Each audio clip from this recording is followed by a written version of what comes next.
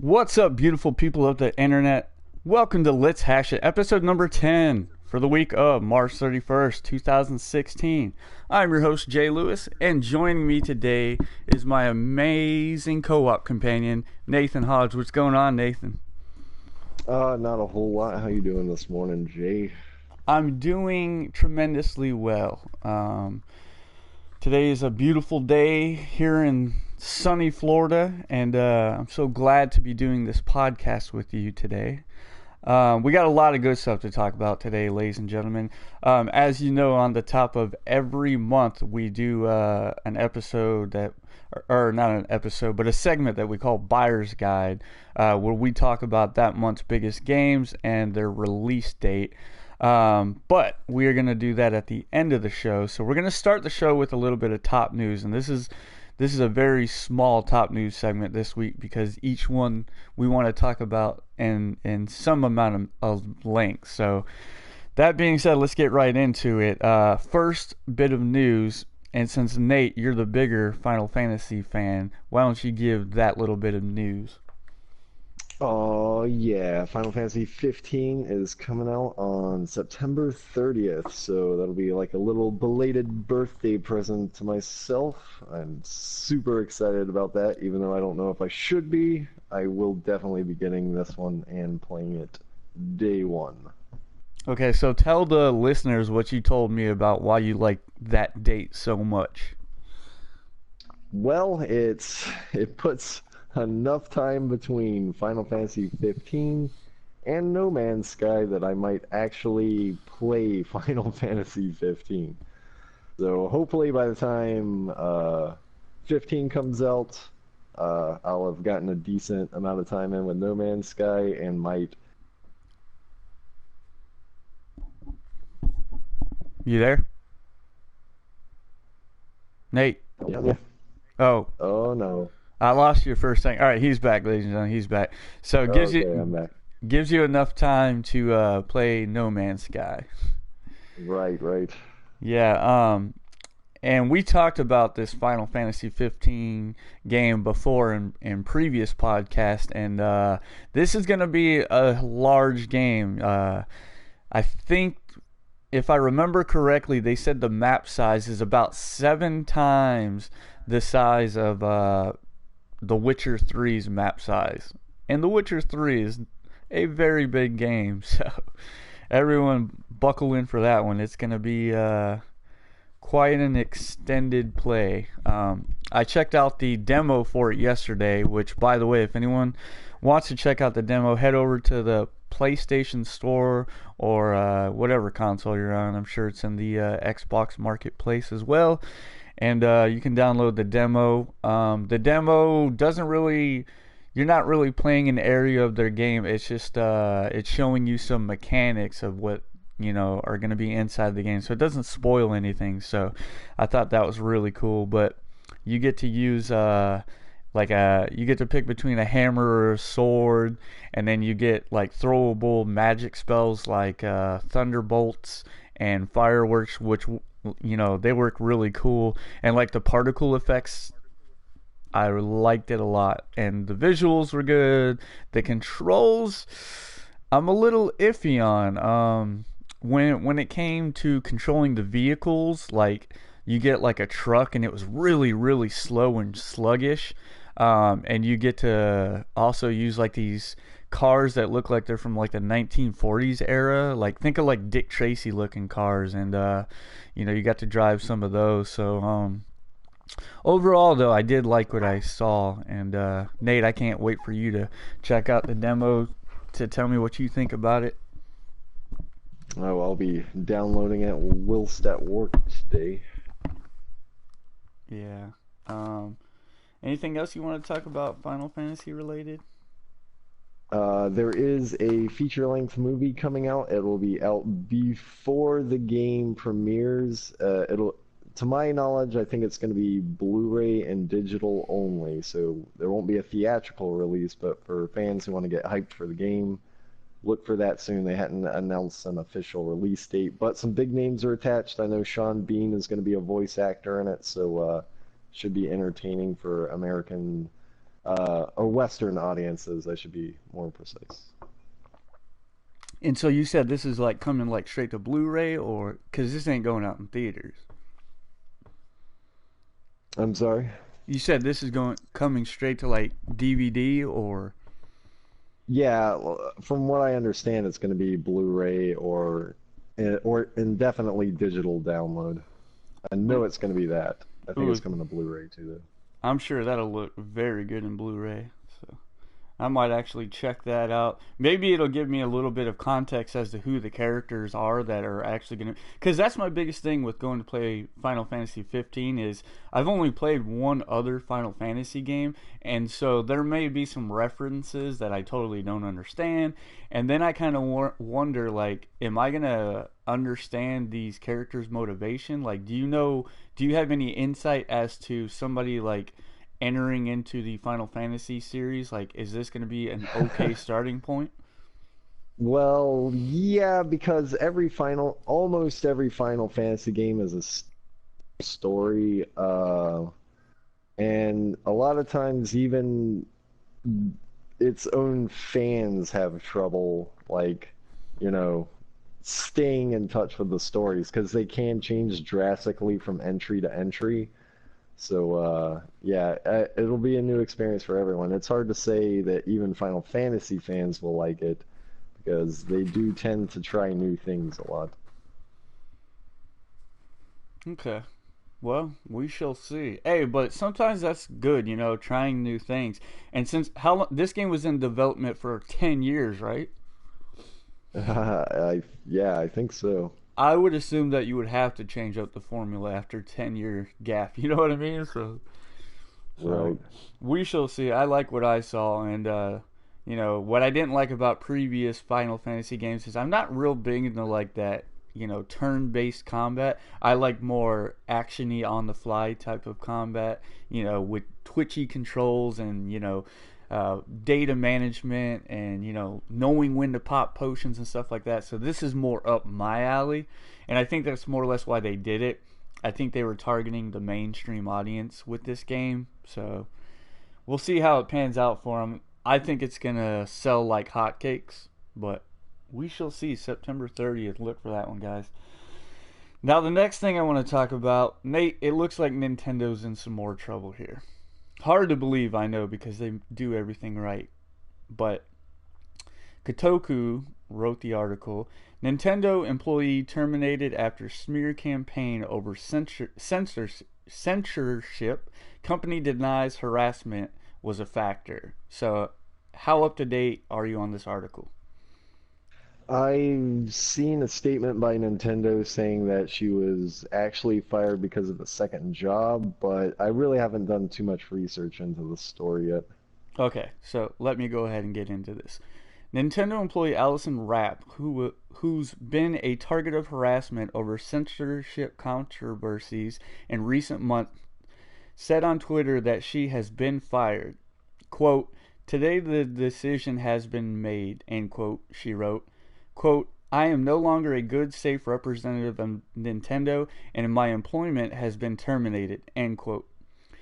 Rapp seemed to lay blame to those harassing her, saying the people attacking her for her months online had been hounding Nintendo to get her fired, uh, as we reported earlier this month.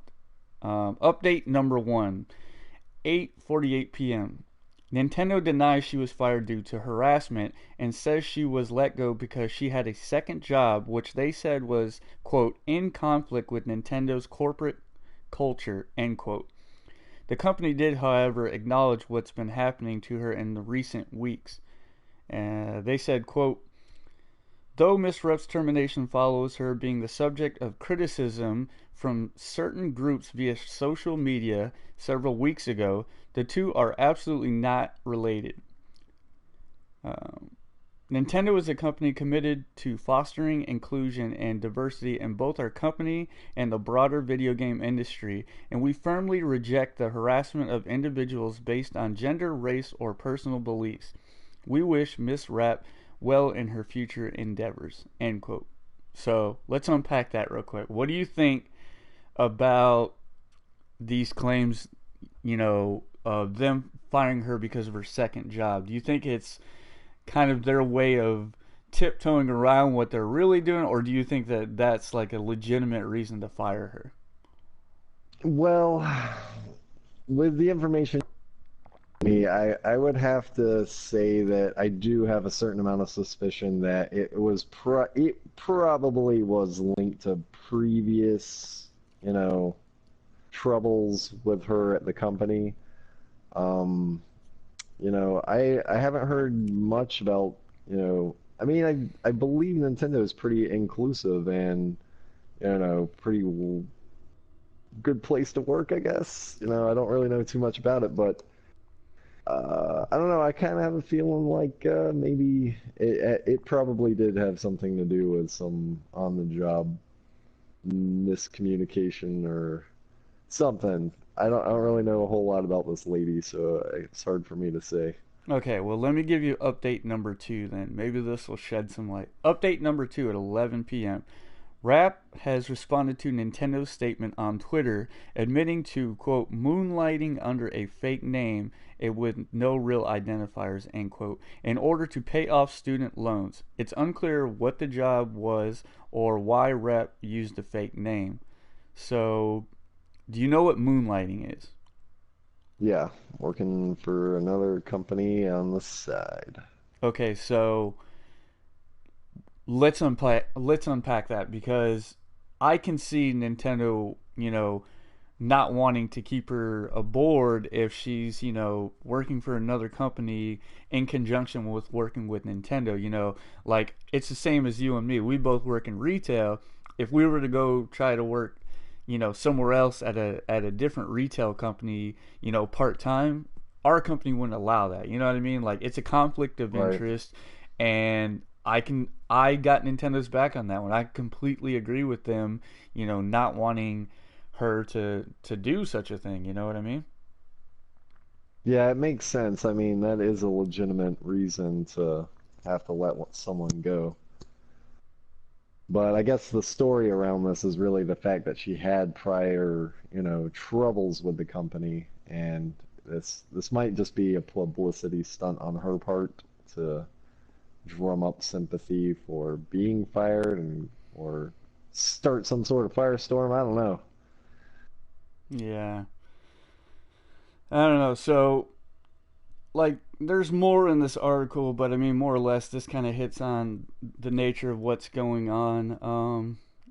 I'm not going to bore everybody with the rest of the details, but I wanted to bring up this article because it correlates with something that I wanted to talk about and a topic that I wanted to get in with you because it seems like lately people have been voicing their opinions about not being too happy at how risque developers have been with some of their character designs and animations. Like, great example, some of the fighters that have been coming out, they've been showing a lot more cleavage, and they've been showing these women that have been subject to extremely tight outfits, I guess would be the thing to say, and showing off a lot of curvature, and games like Street Fighter and Bayonetta, and what's another good example, Nate? What's the one you're playing? Metal Gear Solid, because Quiet's You're wearing next solid, yeah. to wearing next to nothing. So, my question and my topic that I want to get into is, why is it okay for violence to be as bad as it is, but now people are starting to yell about censorship? How do you feel about this? I think this really comes down to American culture. Here in America, we have a very skewed censorship system that steers us away from things like nudity that are fairly commonplace in the rest of the world. But we make it acceptable to show violence almost anywhere, and it's very strange to me to see this kind of censorship, and I can see the concern like from both sides. I can see that,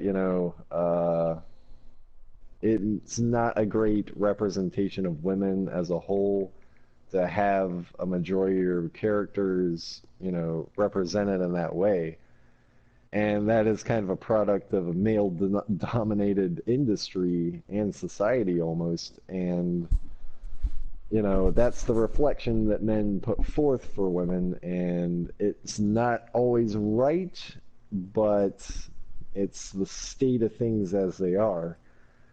So I would really like things to be more equal, like, have women's input in female characters, not have all of them designed by men, and, have female characters designed for female gamers to make it more comfortable for them and more inclusive.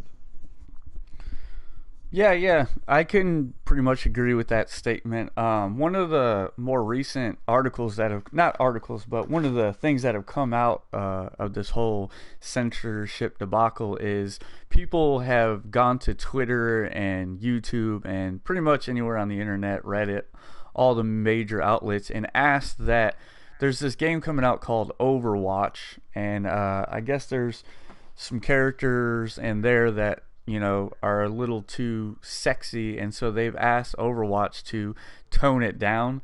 And Overwatch responded by, saying that they wanted to get with their community and see what the community thought, that they weren't going to take anything out of their game, based on a couple of people having some issues with censorship. They said they wanted the community to be able to speak out as to what they wanted. And so the community, it was like an overwhelming amount of people just saying that, no, whatever your creative decision is, that's what we want in the game. We don't care if you want your characters to look a certain way because you feel like that's how your character would dress or carry themselves, then keep that in the game. That's your creative direction. And so that's what they've decided to do. They're not changing anything because a couple people have an issue with it. And like, that's kind of where I stand. I do, however, to put myself in everybody's shoes, believe that maybe we can tone it back, because it does seem like there's a little bit of sexiness in every game now. You know what I mean? Like, sometimes I feel like it doesn't belong in certain games, and yet it's in those games. So, I can see it from both sides, but I really think that if you're going to be one of those people that are going to, put up a fight against that, then you shouldn't be a hypocrite. You should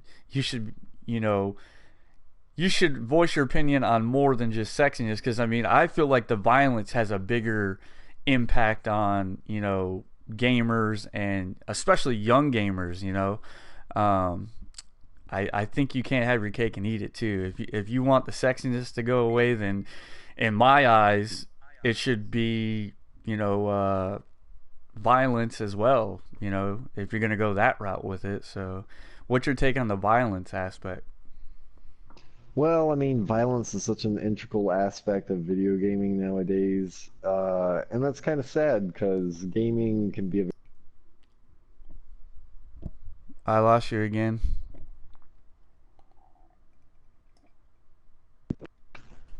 All right, Jay. You're back. You're back. You're back. I'm back. I'm back. All right. So, I don't know. I just think video games could be more representative of different activities instead of just killing stuff. So, it doesn't bother me too much. I just tend not to play games that are overly violent.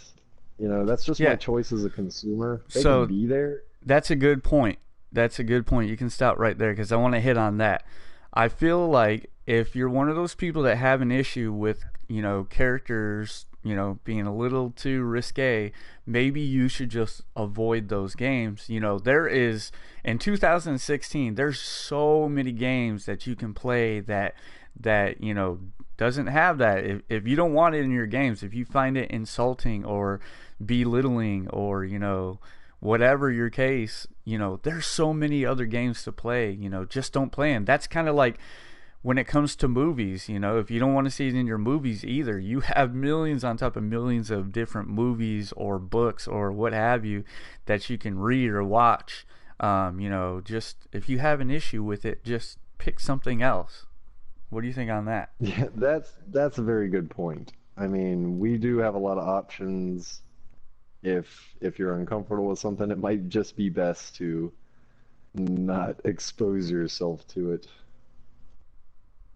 Absolutely. For the feminists out there, again, we hear you, and we somewhat agree with you. But on that same forefront, for now, until things change in the industry, maybe just tiptoe around those games. But if it's a game that truly means that much to you and you like really want to play it, then you're just gonna have to take it as it is right now, and you might have to cringe a little bit, but or just again, like you said, just don't play it. Like Nate, me and you both were kind of like into Mortal Kombat 10, but neither of us got it because it was a little too over the top on violence. But hey, we voted with our wallets.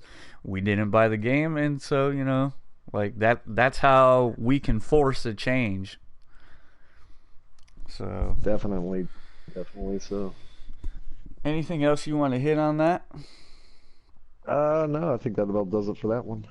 Yeah, I just want to say I hope that Miss Raps lands on her feet and finds another job. Sorry that she had to lose her job over it, but again, maybe that wasn't the case at all. Maybe Nintendo didn't like the whole moonlighting thing going on. So, yeah. Before I get into the buyer's guide, is there any other topics you wanted to get into, Nate? I think that was about it for this week. I think we hit on some pretty good ones. Yeah. Okay, so ladies and gentlemen, we are going to get into the next segment, which it's the beginning of the month. So April's buyer guide for the week, or for the week, for the month of April 2016. Now, the first game that is releases on April 5th, and that game is Quantum Break. Quantum Break, and that is an Xbox One exclusive. What's your thoughts on Quantum Break? I think it looks awesome, to be honest with you. It looked like it had some pretty cool mechanics. The graphics looked pretty decent, and I was really interested in it, actually.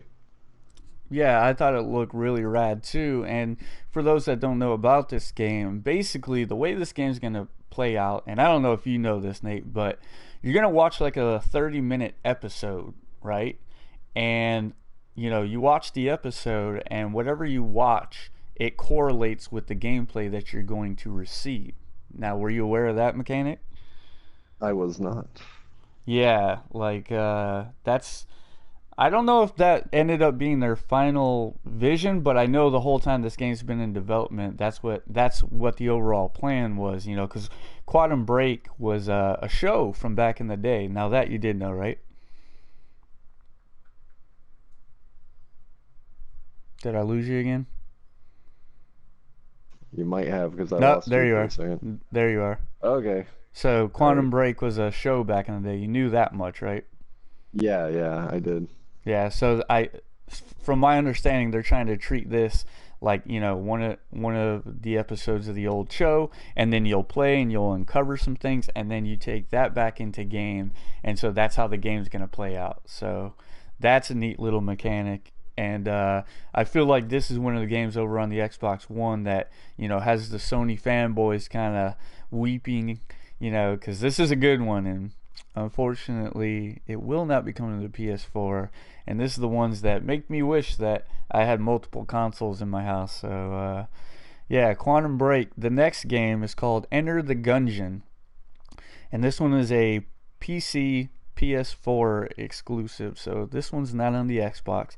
Also comes out April 5th, and this one's a smaller type of indie game. And I don't want to speak too much on this one.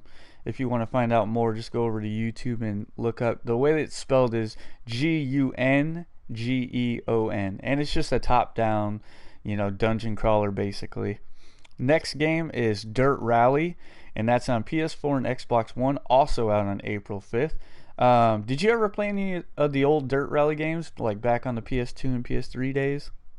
I think I did. I was a fan of like the Colin McRae, That, or was it? I don't know. yes, that's exactly the game I was referring to. Man, I used to Okay, love yeah. that game, dude. I loved it. Yeah, I love those too. Yeah, I'm not sure what the retail is gonna. I would imagine that's not gonna be a full $60 game on that, but probably will pass on that. I'm just not into racers like I used to be. You gonna check that one out? I may indeed. Oh God, dang it! Now if you do check it out, now you're probably gonna force my hand. If there is a multiplayer, because like that was one thing. Like the old dirt rallies never had. Oh wait, did they have multiplayer? I don't think they did. If they did, I never played with anybody. So, but that would be neat to race you online.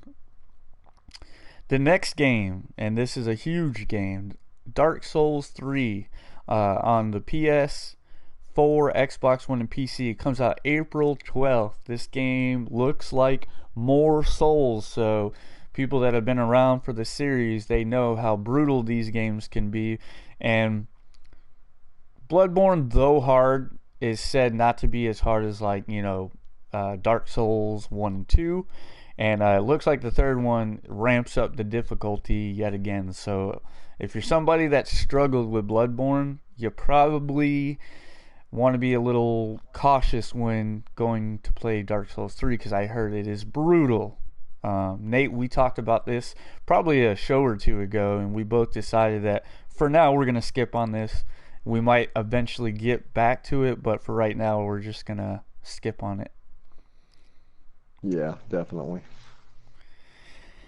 The next game, Destiny's getting its spring update, and that's for PS4, PS3, Xbox 360, and Xbox One, and that's also April 12th.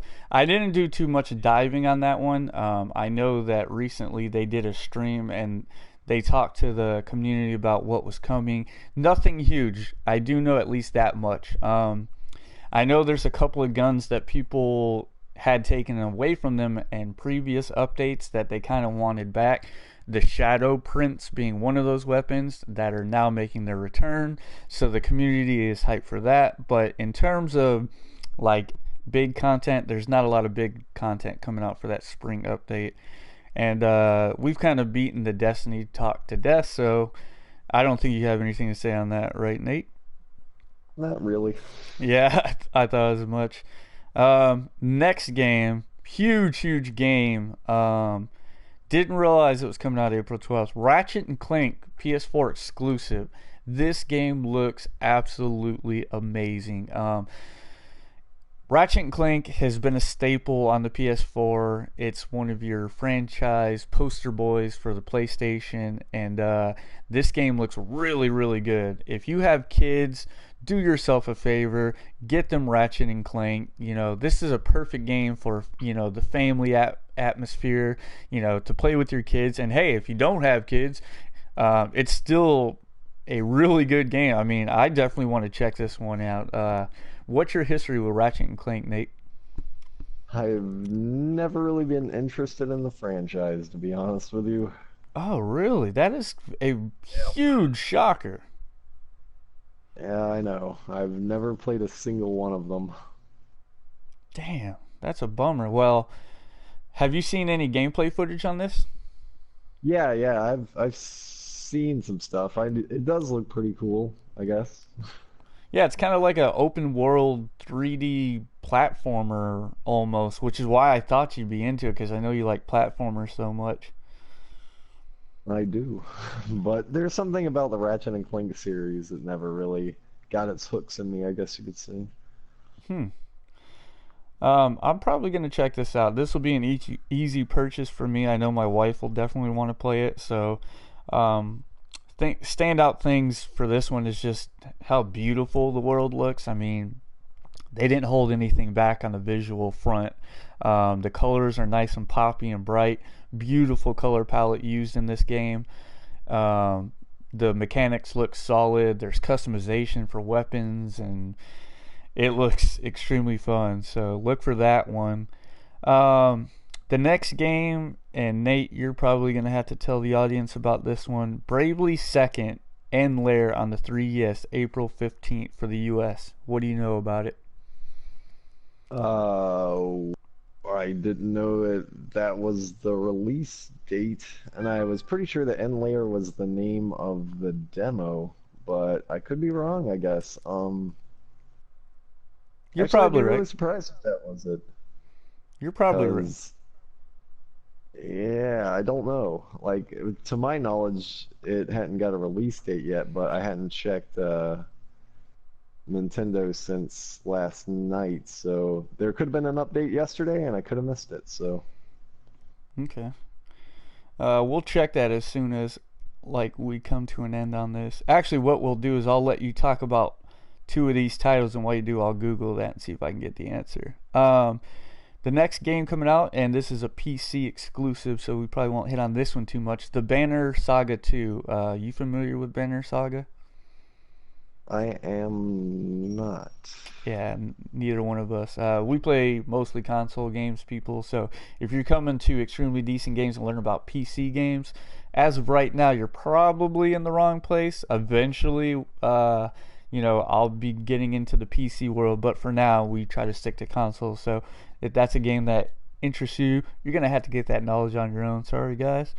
Now the next game I know you're super hyped for, Nate, and that is Star Fox Zero for the Wii U.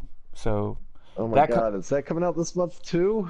April 22nd. So why don't you talk to the audience about that while I Google this other one? All right, I already Googled Bravely Second, so I can let you know that that is correct. It is coming out on April 15th. Um, You the man. Crap, man. Okay, so I gotta get this straight in my head. Bravely Second is coming out. Star Fox is coming out. Star Fox is gonna be pretty awesome, I think. It's more of a combination between the original Star Fox and Star Fox 2, the unreleased game on the Super Nintendo. So it's supposed to have some pretty cool things you can do with a gamepad. I'm definitely excited to be checking that one out. I Yeah, might actually have to pick that up, like it day one. yeah, it seems really cool. We talked about this as well, that I'm pretty sure that this is going to be Wii U's last big AAA title. Assuming Zelda comes out, then that will probably be Wii U's last AAA title. But let's just say this is going to be one of the last AAA titles for the Wii U. Um, yeah, that one does look good. Also coming out on the same day for the Wii U is Star Fox Guard. So, what's the difference between Star Fox Zero and Star Fox Guard? Star Fox Guard, I haven't heard anything about. Let me see if I can check this out real quick. Yeah, that's also comes out on the same day. So I wonder what that's all about. Zero and Guard. That's really interesting.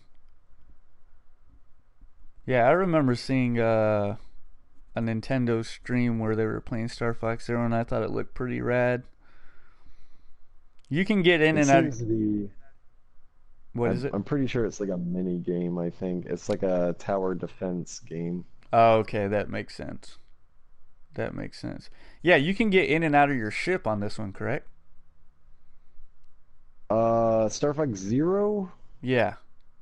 Or am I I wrong? don't think so. I know it, like, the spaceships can transform in this one, and some of them can run along the ground, but a lot of the fans were really disappointed in some of the earlier, or some of the last games that came out with ground segments in it. So I don't think they're going to do that.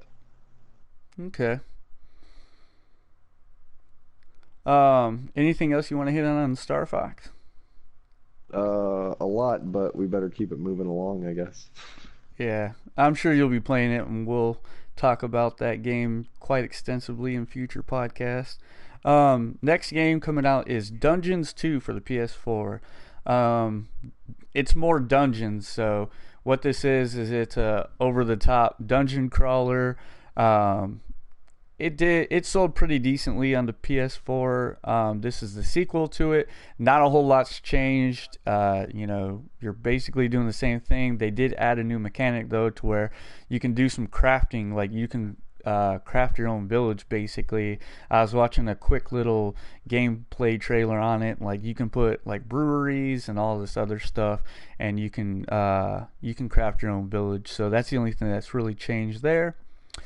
So that's another top-down indie game for the PS4. A lot of those, man. There's a lot of those on the PS4. If you're into smaller indie games, PS4 is definitely the place to be. That one comes out April 22nd, and again, PS4 exclusive.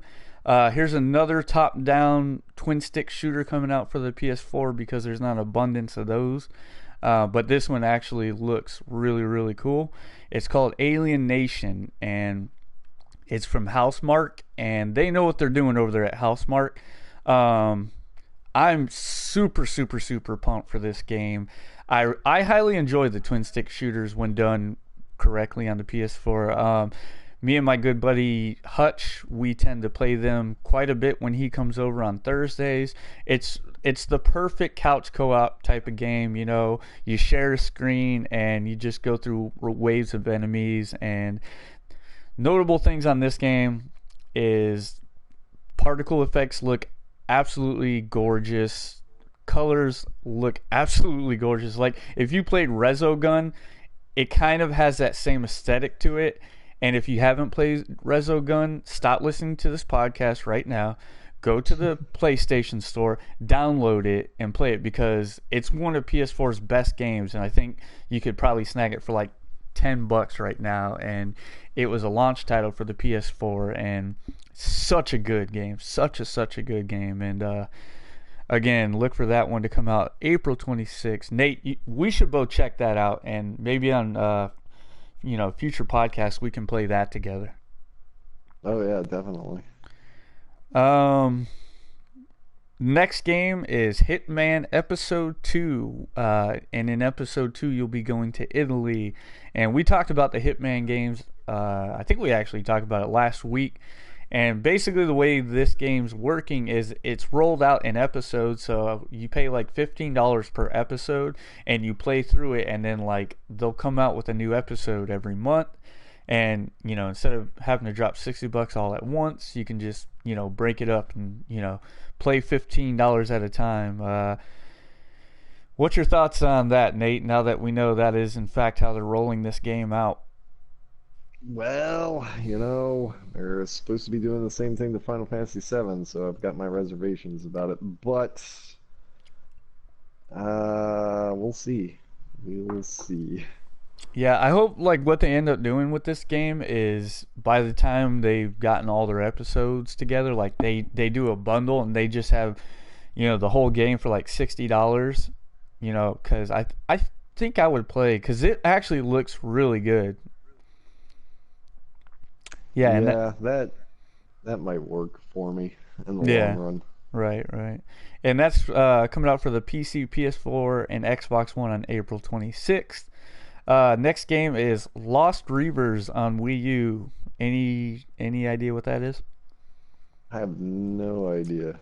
All right. That's coming out April 28th. Why don't you Google that so we know what the hell that is? Next game is Yoki Watch for the 3DS. April 29th in Europe. So that is not coming over to the States. So if that's something you want to play, you're probably going to have to get it imported. You know anything about Yoki? Yokai Watch? Oh, Yokai. Sorry. I thought it was Yoki. Yeah, it's it's a Pokemon-esque game where you capture ghosts. Oh, I remember this game. Yes. I remember seeing it in Game Informer magazine, and they spoke very highly about it. And it looked rad. It looked like something I would actually play. And I'm not into those types of games. Yeah, I hear it's really weird. Yeah. What's going on with Lost Reavers? I cannot find that. Well, there you have it, folks. Obviously, it's not too huge. The next game, and this is pretty weird that we're going to have to start talking about games like these. Time Machine VR for the PC is coming out.